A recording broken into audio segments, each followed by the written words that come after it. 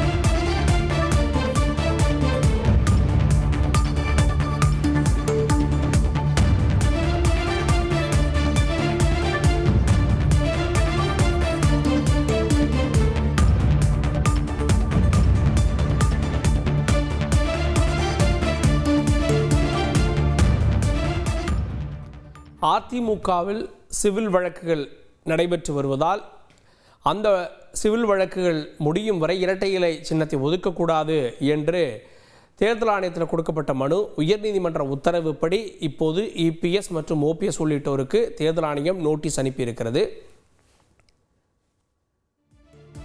செய்தியாளர் சுரேஷ் கூடுதல் விவரத்தோடு இணைகிறார். சுரேஷ், இந்த நோட்டீஸில் என்னென்ன கேள்விகள் இடம்பெற்றிருக்கிறது, விவரங்கள்?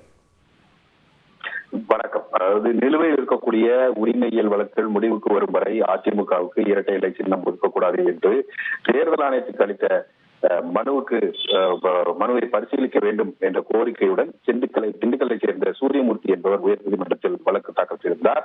இந்த வழக்கை விசாரித்த உயர்நீதிமன்றம் இந்த மனுவை 4 வாரங்களுக்குள் பரிசீலித்து முடிவெடுக்க வேண்டும் என்று தேர்தல் ஆணையத்துக்கு உத்தரவிட்டது. அத்துடன் இந்த வழக்கில் எதிர்மனுதாரர்களாக சேர்க்கப்பட்டிருக்கக்கூடிய அதிமுக பொதுச் செயலாளர் எடப்பாடி பழனிசாமி, முன்னாள் முதலமைச்சர் பன்னீர்செல்வம் உள்ளிட்டோருடைய கருத்துக்களை கேட்க வேண்டும் என்றும் நீதிபதிகள் உத்தரவிட்டிருந்தார்கள்.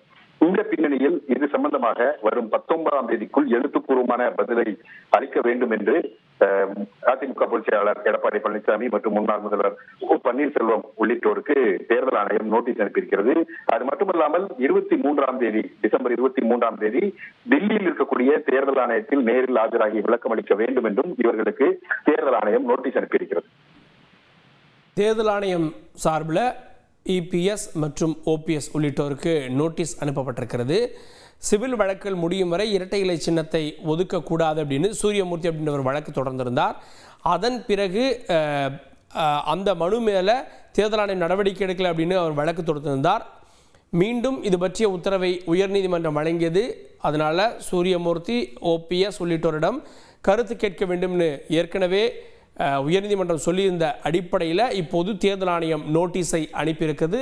23ஆம் தேதி நேரில் ஆஜராகி விளக்கம் அளிக்கவும் ஏபிஎஸ், ஓபிஎஸ் உள்ளிட்டோருக்கு தேர்தல் ஆணையம் நோட்டீஸை அனுப்பியிருக்கிறது. அதனை நாம் முக்கிய செய்தியாக பார்த்தோம். உங்கள் தந்திவன் தொலைக்காட்சியில் சாணக்கிய தந்திரம் தினமும் இரவு 8 மணிக்கு காண தவறாதீர்கள்.